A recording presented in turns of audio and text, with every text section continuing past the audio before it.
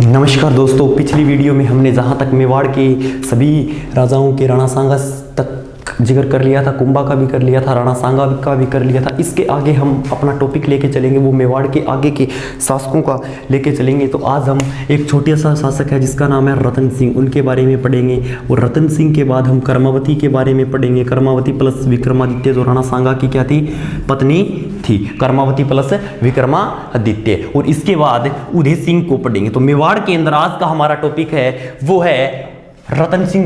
ठीक है, तो रतन सिंह के बाद कर्मावती और कर्मावती के बाद उदय सिंह।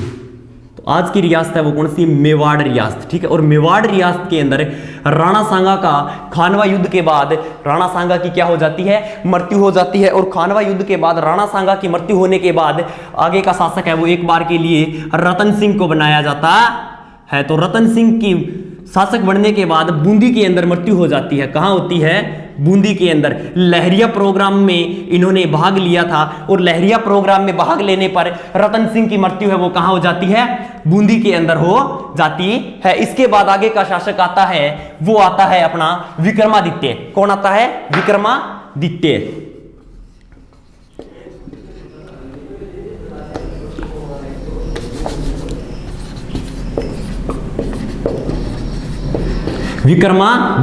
विक्रमादित्य जब शासक बना तो ये छोटी उम्र का था। और छोटी उम्र का होने के कारण ही इसकी माता का नाम था कर्मावती। क्या नाम था, कर्मावती। कर्मावती ने क्या किया था, इसकी सैरिक्षिका बनी थी। क्या बनी थी दोस्तों, सैरिक्षिका। कौन बनी थी, कर्मावती।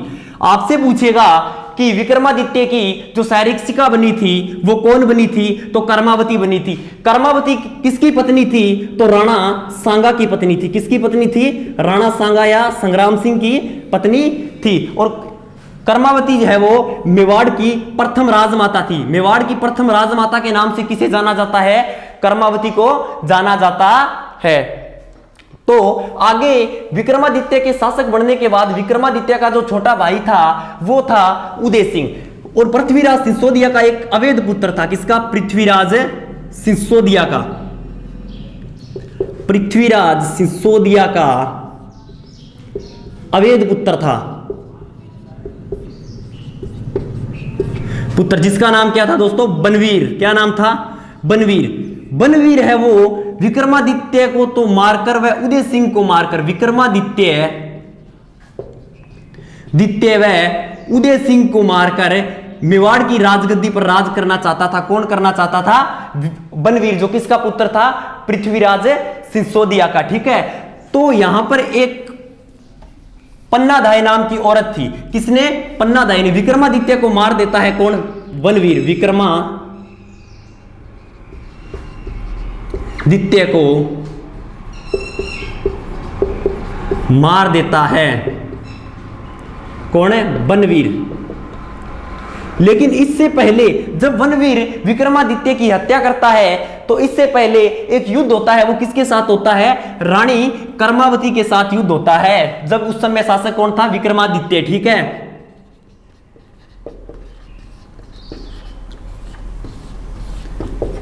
मेवाड़ का शासक कौन है, विक्रमादित्य। और मेवाड़ का शासक है उस समय विक्रमादित्य और उसकी सैरिक्षिका कौन है, अपने कर्मावती। इधर मेवाड़ की रानी कौन है, कर्मावती। ठीक है, और गुजरात का शासक कौन है उस समय, गुजरात का शासक होता है दोस्तों बहादुर शाह जफर सेकंड। ठीक है, तो बहादुर शाह जफर सेकंड है वो रानी कर्मावती या मेवाड़ के ऊपर आक्रमण करने के लिए गुजरात से आता है। कब आता है, 1534 ईस्वी के अंदर आता है। लेकिन उस समय रानी कर्मावती है वो बहादुर शाह को, जब कर्मावती के पास है रणथंभौर की जागीर होती है। किसकी जागीर होती है, रणथंभौर की जागीर होती है, जो पहले चौहानों के पास थी। रणथंभौर की जागीर देकर बहादुर शाह को वापस भेज देती है। कौन भेज देती है, रानी कर्मावती भेज देती है। और बहादुर शाह जफर है वो वापस चला जाता है। और बहादुर शाह जफर 1534 में तो वापस चला जाता है और फिर 1535 ईस्वी के अंदर आक्रमण करने के लिए मेवाड़ पर फिर आ जाता है। तो उस समय मेवाड़ की महारानी या रानी कौन है, रानी कर्मावती। और गुजरात का कौन है, बहादुर शाह जफर।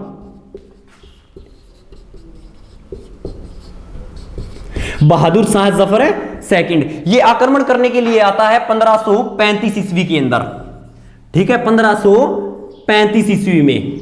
तो उस समय रानी कर्मावती है वो हुमायूं को राखी भेजती है। क्या भेजती है? हुमायूं को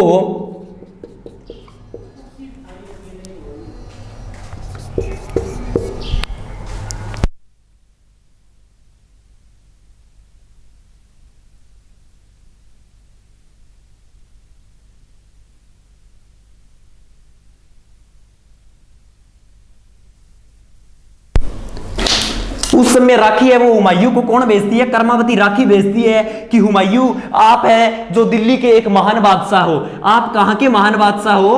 कि आप तो दिल्ली के महान बादशाह हो। आप मेवाड़ जैसी छोटी सी रियासत की तो सहायता कर ही सकते हैं। लेकिन हुमायूं है वो उस समय कहां होता है?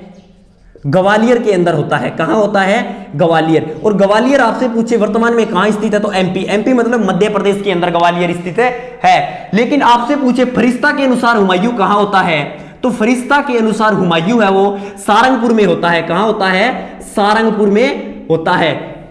क्वेश्चन पूछे कि हुमायूं को जब कर्मावती ने राखी भेजी थी तो हुमायूं उस समय कहां थे तो ग्वालियर। और क्वेश्चन पूछे कि हुमायूं को जब कर्मावती ने राखी भेजी थी तो फरिश्ता के अनुसार उस समय कहां थे? सारंगपुर के अंदर स्थित थे, ठीक है। तो इस समय हुमायूं न तो खुद चलकर आया और न उस सैनिक सहायता की। न तो हुमायूं इस युद्ध में खुद चलकर आया और न ही सैनिक सहायता की।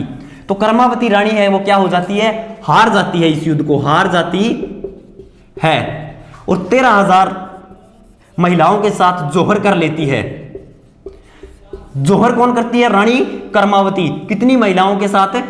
13,000 महिलाओं के साथ, ठीक है। और अपने यहां पर केसरिया कौन करता है? केसरिया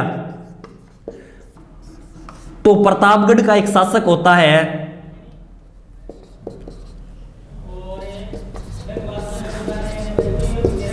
प्रतापगढ़ का शासक होता है उस समय बाघ सिंह। कौन है? बाघ सिंह। बाघ सिंह है वो क्या कर लेता है? केसरिया कर लेता है, ठीक है। तो ये इस युद्ध में रानी कर्मावती है वो हार जाती है या मेवाड़ हार जाता है और बहादुर शाह जफर है वो जीत जाता है।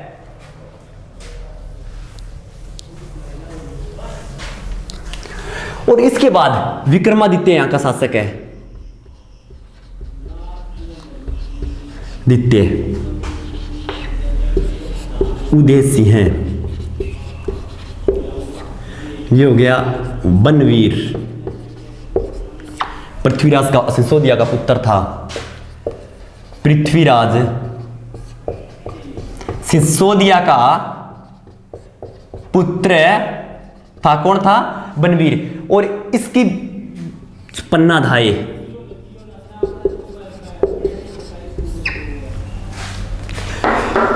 बनवीर है वो विक्रमादित्य की तो हत्या कर देता है। किसकी हत्या कर देता है? बनवीर विक्रमादित्य की तो दोस्तों हत्या कर देता है। और इसके बाद उदय सिंह को मारने का प्लान करता है, क्योंकि उदय सिंह अगर मारा जाएगा तो उसके बाद राजगद्दी पे कौन बैठेगा? बनवीर बैठेगा। तो उदय सिंह को पन्ना धाये चित्तौड़ से लेकर भाग जाती है। पन्ना धाये चित्तौड़ से लेकर उदय सिंह को भाग जाती है। वह कुंभलगढ़, कौन से दुर्ग के अंदर है?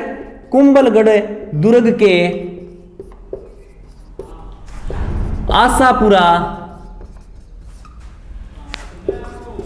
देवपुरा के पास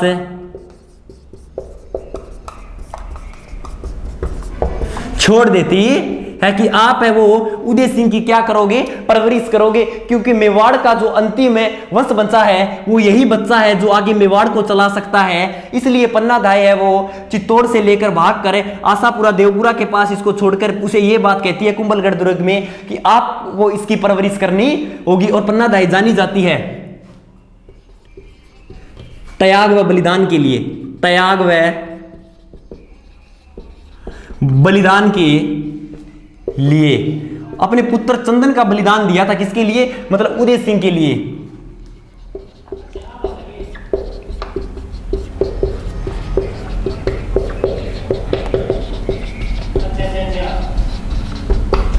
अपने पुत्र का बलिदान, चंदन का बलिदान देकर पन्नादाई ने किसको बचाया था दोस्तों? तो उदय सिंह को बचाया था। आपसे पूछे कि पन्नादाई का गांव कौन सा है, तो पन्नादाई का गांव है वो कमेरी गांव है। कमेरी गांव के अंदर पन्नादाई का पनोरमा बना हुआ है। ठीक है, कमेरी गांव के अंदर पन्नादाई का पनोरमा बना हुआ है। और आपसे पूछे कि पन्नादाई के पिता का नाम क्या था, तो पन्नादाई के पिता का नाम था हरचंद होकड़ा। क्या था? हरचंद होकला। पन्नादाई के पिता का नाम है वो दोस्तों क्या था? हरचंद होकला था। ठीक है, तो इतनी बात है वो मेवाड़ की शायद आपके समझ में आ गई होगी। तो इसके बाद आगे का शासक बनता है वो कौन बनता है? उदय सिंह बनता है।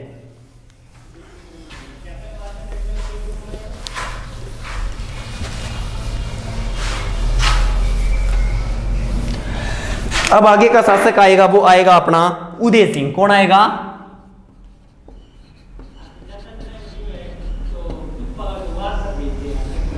उदय सिंह। उदय सिंह का आपसे शासनकाल पूछ ले तो 1540 से लेकर 1572 ईस्वी तक है। ठीक है,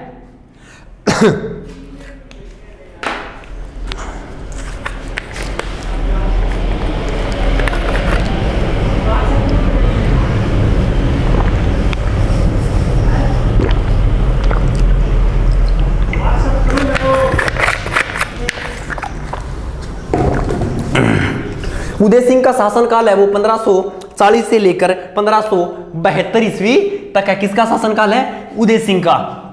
उदय सिंह ने निर्माण करवाया, पहले राज्याभिषेक लिख लो।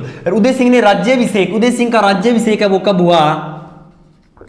राज्य अभिषेक। तो उदय सिंह का राज्याभिषेक है वो 1540 ईस्वी में हुआ, चित्तौड़गढ़ के किले में। कहां?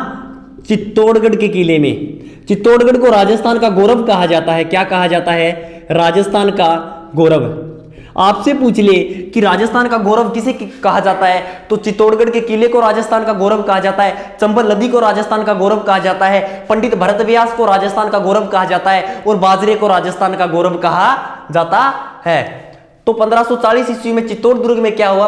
उदय सिंह का राज्याभिषेक हुआ था और उदय सिंह ने निर्माण करवाया। निर्माण उदय सागर झील का। उदय सागर झील का किसने करवाया था? उदय सागर झील का निर्माण उदय सिंह ने। उदय सागर झील में नदी गिरती है, आयड़ नदी। कौन सी नदी? आयड़ नदी। लेकिन उदय सागर से झील से जब आयड़ नदी वापस निकलती है तब इसका नाम बेड़च पड़ जाता है। क्या हो जाता है? बेड़च हो जाता है। उदय सागर झील में जब नदी गिरती है तब तो नाम रहता है आयड़, लेकिन निकलने के बाद इसका नाम क्या हो जाता है? बेड़च नाम हो जाता है। निर्माण और उदयपुर को बसाया। उदयपुर को बसाया। कई बार एग्जाम में पूछ लिया जाता है कि उदयपुर को कब बसाया गया, तो उदयपुर को 1559 ईस्वी में बसाया गया। जोधपुर को कब बसाया गया? जोधपुर को 1459 ईस्वी में बसाया गया। ठीक है, सवाई माधोपुर को कब बसाया गया? तो 1773 ईस्वी में बसाया गया, सवाई माधो सिंह फर्स्ट के द्वारा। पूछ ले कि सवाई माधोपुर किसने बसाया, तो सवाई माधो सिंह फर्स्ट ने बसाया। जोधपुर किसने बसाया? राव जोधा ने बसाया। उदयपुर किसने बसाया? तो उदयपुर है वो उदय सिंह जी ने बसाया था। ठीक है, और 1459 में तो जोधपुर को बसाया गया, 1559 में उदयपुर को बसाया गया, और 1359 के अंदर है वो जैसलमेर का तीसरा साका हुआ था। जैसलमेर का तीसरा साका कब हुआ था? 1359 ईस्वी के अंदर हुआ था।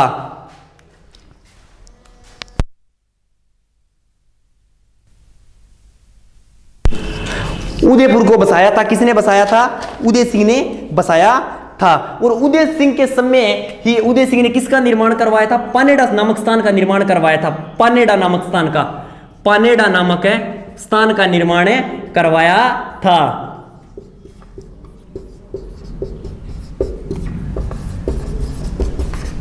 था।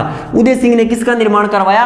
पानेड़ा नामक स्थान का निर्माण करवाया। और पानेड़ा नामक स्थान के ऊपर ही अपने मेवाड़ के राजाओं का राज तिलक होता है। पानेड़ा नामक स्थान पर ही, पानेड़ा नामक स्थान पर ही स्थान पर ही मेवाड़ के राजाओं का क्या होता है, राज तिलक होता है।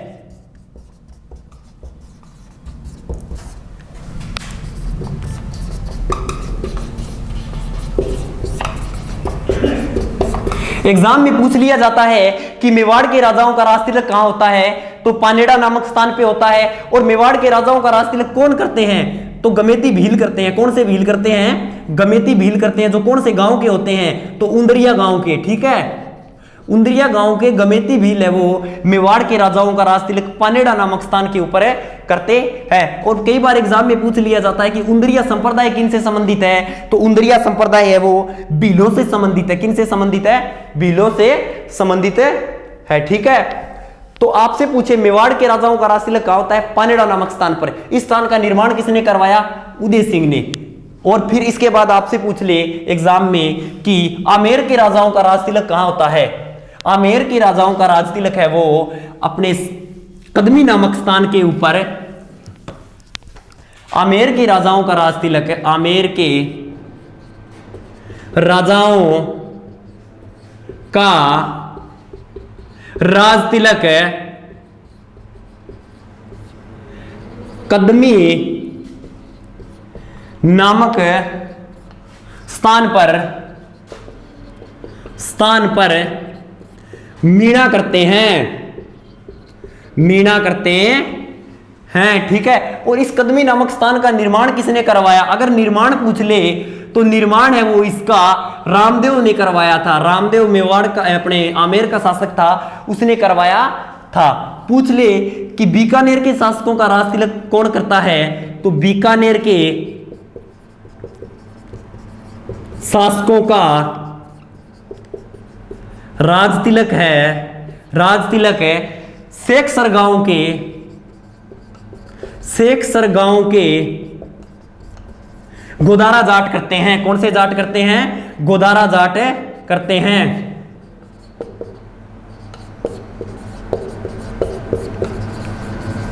जो कि पांडु के वंशज होते हैं। ठीक है, बीकानेर के राजाओं का राज तिलक आपसे पूछे तो सेक्सर गांव के गोदारा जाट करते हैं, जो पांडु के वंशज हैं। ठीक है, अगर पूछे कि भरतपुर के राजा जाट राजाओं का राज तिलक कौन करता है, तो भरतपुर के जाट राजाओं का राज तिलक है, जाट राजाओं का राज तिलक है वो जवाहर बुर्ज के ऊपर होता है। जवाहर बुर्ज पर होता है। अब आपसे पूछेगा कि मारवाड़ के राजाओं का राज तिलक कौन करता है। मारवाड़ के राजाओं का राज तिलक सरगार चौकी नामक स्थान पर होता। सरगार चौकी नामक स्थान पर बागड़ी के जेतावत करते हैं। कहां के जेतावत, बागड़ी के जेतावत करते हैं। और कई बार पूछ लिया जाता है कि सरगार चौकी का निर्माण कौन से राजा ने करवाया था, तो तख्त सिंह ने करवाया था। किसने करवाया था, तख्त सिंह ने सरगार चौकी का निर्माण है वो करवाया था।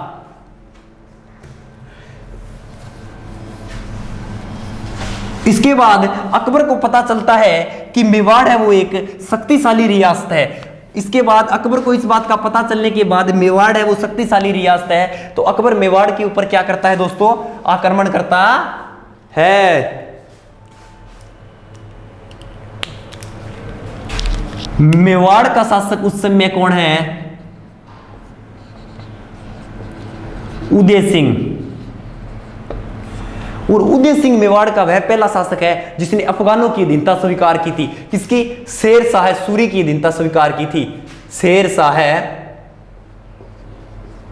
सूरी की अधीनता स्वीकार किसने की थी, उदय सिंह ने की थी। जो कई बार एग्जाम में भ्रमित करने के लिए पूछ लिया जाता है कि अफगानों की अधीनता स्वीकार करने वाला प्रथम शासक कौन सा है, तो उनमें से एक ऑप्शन यह भी मिलता है कि निम्न में से कोई नहीं, लेकिन उदय सिंह है वो अफगानों की अधीनता स्वीकार करने वाला प्रथम शासक है, जो किले की चाबियां सौंप कर चला गया था। और दिल्ली का शासक उस समय कौन है, अकबर है। दिल्ली का शासक कौन है, अकबर। इसके सेनापति हैं जयमल राठौड़। या जैमल मेड़तिया भी कह सकते हैं, जैमल राठौड़ व फत्ता सिसोदिया, जैमल राठौड़ व कौन सा सिसोदिया, फत्ता सिसोदिया। ठीक है, तो अकबर आक्रमण करता है उदय सिंह या मेवाड़ के ऊपर 1567 से 1568 के अंदर आक्रमण करता है। इस युद्ध में उदय सिंह है वो युद्ध को हार जाता है और अकबर इस युद्ध को क्या हो जाता है, विजय हो जाता है। और जैमल व फत्ता सिसोदिया इस युद्ध में क्या हो जाते हैं, वीरगति को प्राप्त हो जाते हैं, वीरगति को प्राप्त हो जाते हैं। ठीक है, और इस युद्ध में फत्ता सिसोदिया की पत्नी थी फूल कंवर, फूल कंवर ने मेवाड़ का तीसरा व अंतिम जौहर किया था, अंतिम जौहर किया था। मेवाड़ का अंतिम व तीसरा जौहर किसने किया था, तो फत्ता सिसोदिया की पत्नी थी फूल कंवर, उन्होंने 1567-68 के अंदर दोस्तों मेवाड़ का है वो अंतिम जौहर किया था और वीरगति को फत्ता सिसोदिया व जैमल राठौड़ प्राप्त हो गए थे। लेकिन अकबर है वो जैमल राठौड़ और फत्ता सिसोदिया से दोस्तों इतना प्रभावित हुआ था कि इनकी गजारूढ़ मूर्तियां, हाथी पर सवार मूर्तियां, गजारूढ़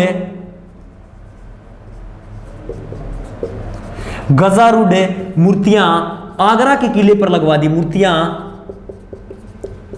आगरा के किले पर लगवा दी। लेकिन जब औरंगजेब आया तो औरंगजेब ने इन मूर्तियों को खंडित करवाना शुरू कर दिया।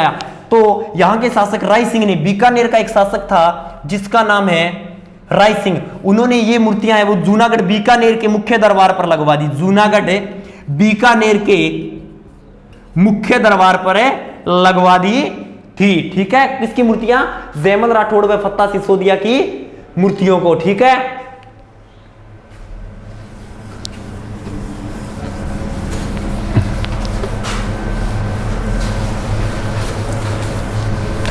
और उदय सिंह की दोस्तों जो मृत्यु है वो, उदय सिंह की मृत्यु,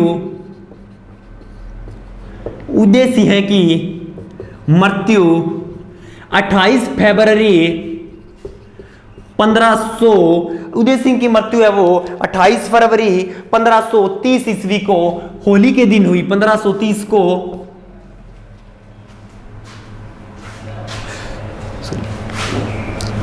सॉरी 1572 ईस्वी को 1570 ईस्वी को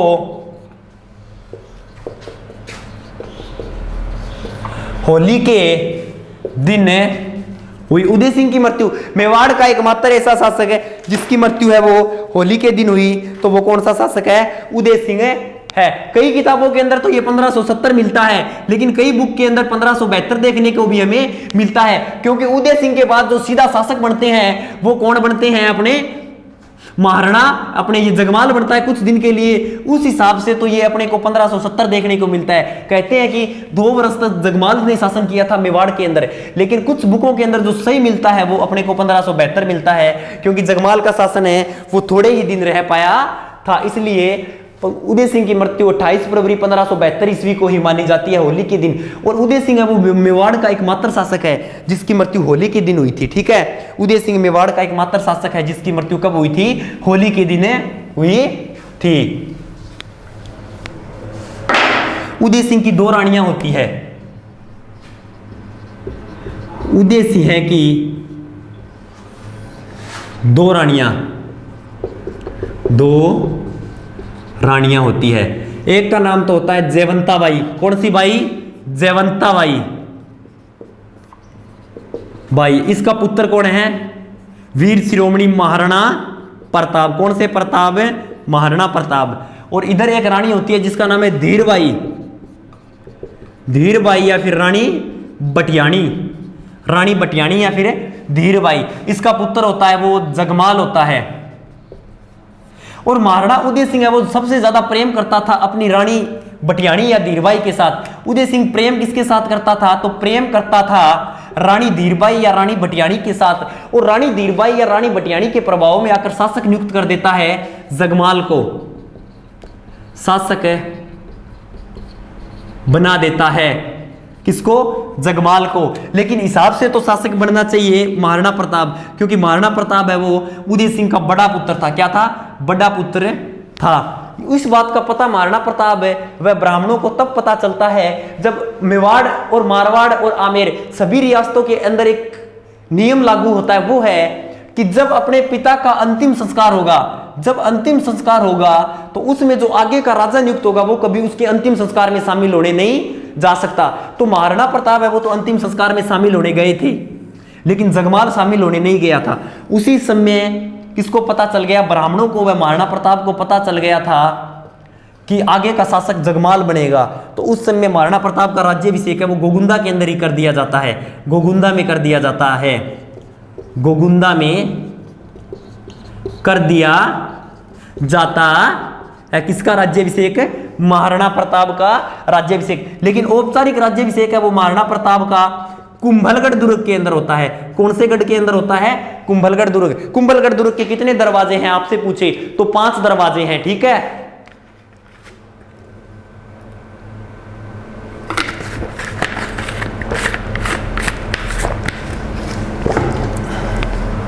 कुंभलगढ़ दुर्ग के कितने दरवाजे हैं? 5 दरवाजे हैं। अब आगे का शासक कौन बन जाता है? जगमाल बन जाता है। लेकिन सभी लोग, यहाँ के सरदार, यहाँ के ब्राह्मण, सब शासक किसको बनाना चाहते हैं? वीर शिरोमणि महाराणा प्रताप को शासक बनाना चाहते हैं। तो महाराणा प्रताप के नाना का नाम क्या है? अखेराज सोनगरा। कौन सा सोनगरा? अखेराज सोनगरा। इसका नाना है वो है अखेराज सोनगरा। अखेराज सोनगरा की सहायता से महाराणा प्रताप है वो अपने भाई जगमाल को हरा देता है। किसको हरा देता है? जगमाल को हरा देता है और कुंभलगढ़ दुर्ग के अंदर अपना शासन स्थापित कर लेता है। किसकी सहायता से? अखेराज सोनगरा की सहायता से जगमाल को। और जगमाल है वो अकबर की शरण में चला जाता है, अकबर की शरण में चला जाता है। वह 1583 में दोस्तों एक युद्ध होता है जिसका नाम है दंतानी युद्ध। दंतानी युद्ध के अंदर ही किसकी मृत्यु हो जाती है? जगमाल की मृत्यु हो जाती है। अब आगे जो शासक आएगा वो आएगा महाराणा प्रताप, जो कि मेवाड़ रियासत के अंदर सबसे इंपॉर्टेंट शासक है। और एक क्वेश्चन बीच में रह गया था, वो ये है कि ये पानेड़ा नामक स्थान पर आमेर के पानेड़ा नामक स्थान पर मेवाड़ के राजाओं का जो राज तिलक होता था उस प्रथा को बंद किसने किया था? तो उस प्रथा को बंद है वो राज सिंह सेकंड ने किया था। कौन से सेकंड ने किया था? राज सिंह सेकंड ने, जो मेवाड़ के अंदर पानेड़ा नामक स्थान पर जो प्रथा होती थी कि इन राजाओं का राज तिलक किया जाएगा, मीणा लोगों के द्वारा किया जाएगा, इसको पूर्ण तरीके से बंद कर दिया था। तो अब आगे शासक आता है वो आता है महाराणा प्रताप। महाराणा प्रताप का शासनकाल है वो है 1572 से लेकर 1597 ईस्वी तक। कितनी 97? 1597 ईस्वी तक।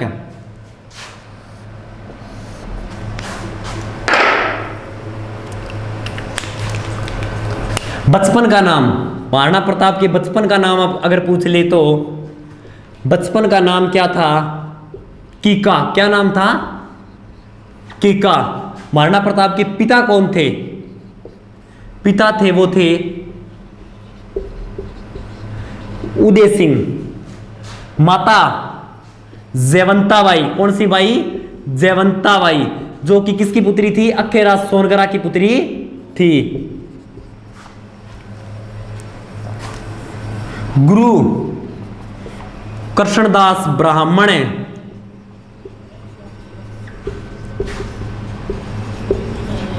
ब्राह्मण, ठीक है।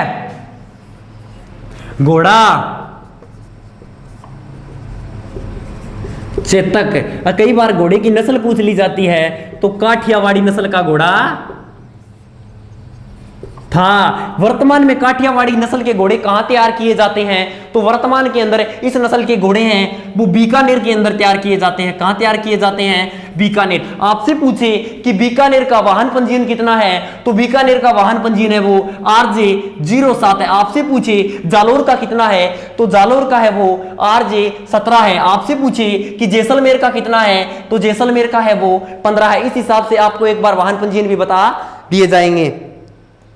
राजस्थान पुलिस के 2010 के अंदर एक एग्जाम हुआ था, उसके अंदर अजमेर का वाहन पंजीयन पूछ रखा था। चूरू का पूछे तो RJ10, इस हिसाब से बता दिए जाए। घोड़ा था चेतक, हाथी था राम प्रसाद। कौन सा था? राम प्रसाद। और अकबर ने इसको क्या नाम दिया था? पीर प्रसाद नाम है दिया था। ठीक है। राज्याभिषेक,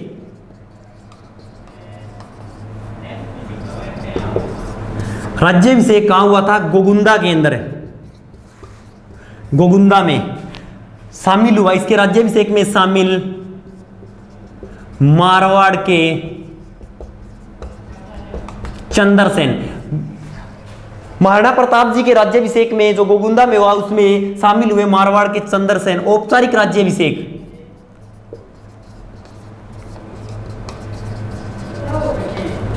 राज्याभिषेक कुंभलगढ़ दुर्ग के अंदर। और पत्नी थी वो थी महाराणा प्रताप जी की पत्नी कौन थी? तो महाराणा प्रताप जी की पत्नी का नाम था दोस्तों, वो था अपने अजबदेव पंवार। कौन सी पंवार है? अजबदेव पंवार। आज के लिए बस इतना ही, बाकी का बचा हुआ हम कल पढ़ेंगे। जो महाराणा प्रताप है वो 2 दिन या 3 दिन के अंदर करवाया जाएगा, क्योंकि महाराणा प्रताप वो इंपॉर्टेंट शासक है, वो सबसे इंपॉर्टेंट टॉपिक है वो मेवाड़ के अंदर महाराणा प्रताप है। इसलिए आज के लिए बस